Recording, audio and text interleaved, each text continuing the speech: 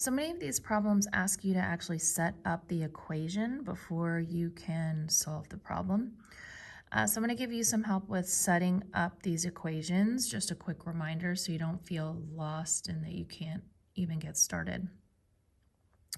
So this first question here is asking you to react potassium iodide with lead nitrate, right? And it gives you the formula for potassium iodide and lead nitrate.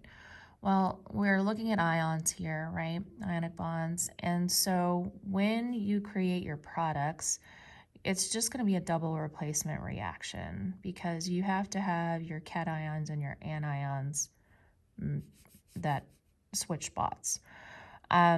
So you are going to have lead mixing, combining with iodine, and you're going to have potassium combining with nitrate. So that's where you'll first start out. However, you are also going to need to understand here about charges, right? So lead has a charge. It tells you in the equation. It's lead 2, so it's got a positive 2 charge. And iodine has a negative 1 charge because it's a halogen, right? So it's got 7 valence electrons. It's going to gain that 1 electron. That's how it's naturally going to have that negative 1 charge. So when lead and iodine combine together, you're really going to need 2 iodines to balance out that positive 2 because lead's going to tend to lose those 2 electrons to an iodine. So it's going to be PbI2.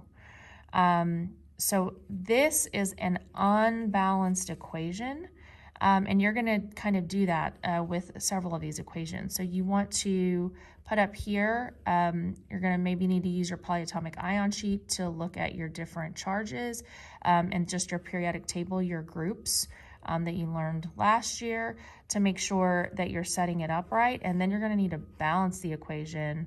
This is not balanced. Okay, you're going to need to balance the equation before you can actually start to answer the problem.